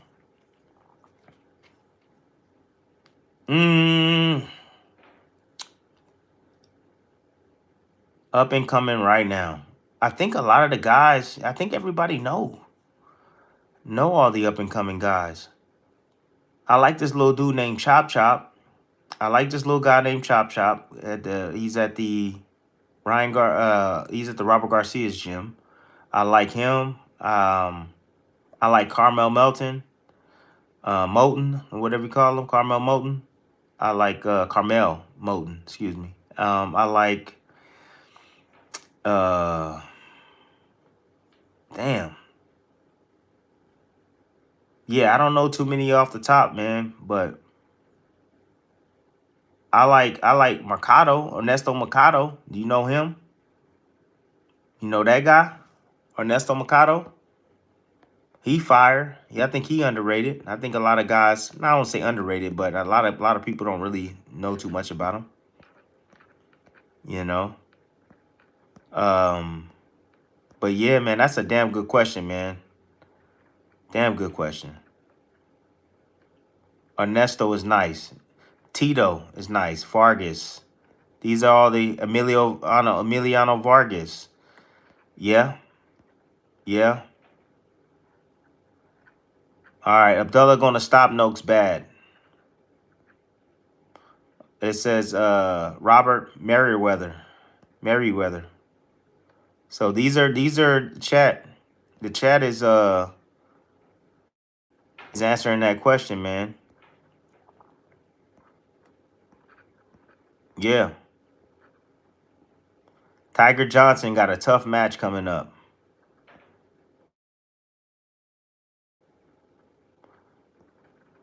Michael Jordan looks Nigerian. Do you agree? Any black person look Nigerian. More work. Tevin Farmer. Um, who has the best defense of all time? That's an impossible question, man. That question is hard, man. That's a hard ass question. But I mean, the person that got the best plus minus is Floyd. Floyd got the best plus minus. You know, and then you got Pinnell. You know, there's a couple of guys, man.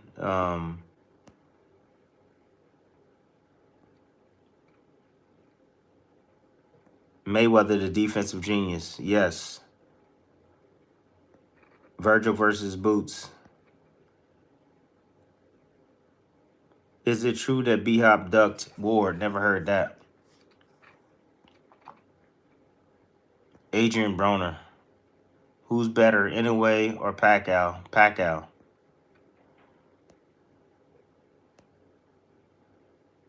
Prime for prime. Pacquiao. Willie Pep, great defense. Good footwork. Excellent footwork. Shakur versus Mason. I got Shakur.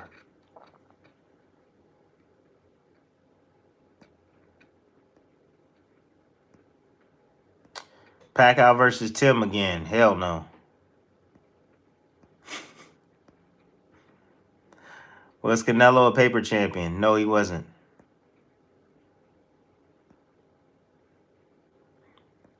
To be honest, you're better than Floyd. You were more aggressive. You like aggressive fighters. I appreciate you. Who can beat Benavidez? Bivol.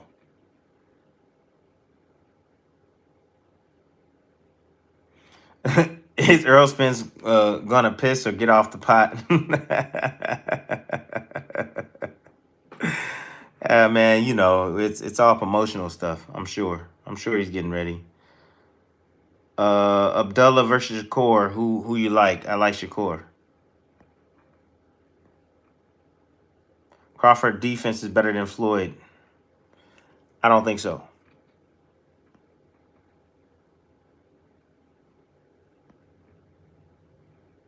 Me versus Floyd. Who wins? Good question. Probably Floyd. Anyone can beat Shakur.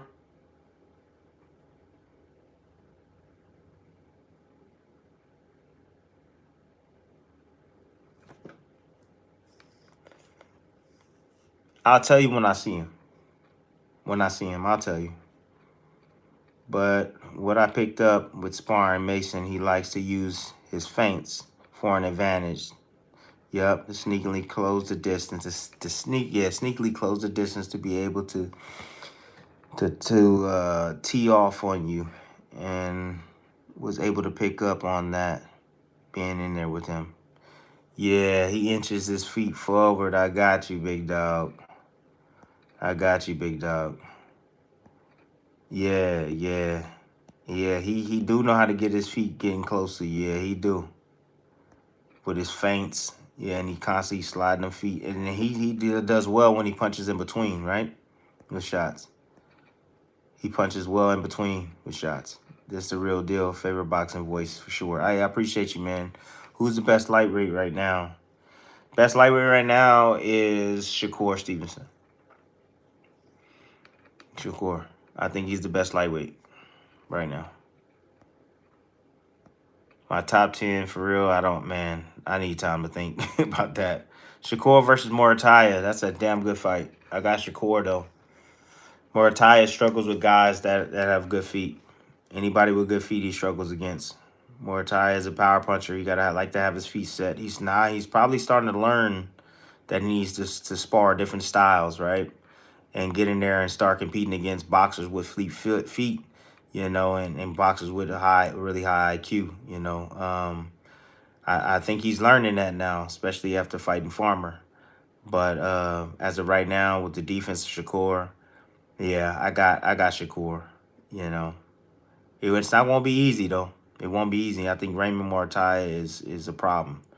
You know, the only thing is with Raymond is that he typically fights in one gear, and that can be an issue. You know, he fights in one gear, and then like a lot of times he don't fight with a sense of urgency whatsoever. So he's okay with like cruising and getting the victory. You know, he got a very calm demeanor. You know, his face never changes. You know, but I wish he had a little bit more killer in him. You know, if he had a little bit more killer in him, and if he wanted to like get these dudes up out of here, a little bit more spitefulness, yeah, he'll be a real issue. But his temperament, man, I think if he changed his temperament, I think he'll be even better fighter than what he is right now.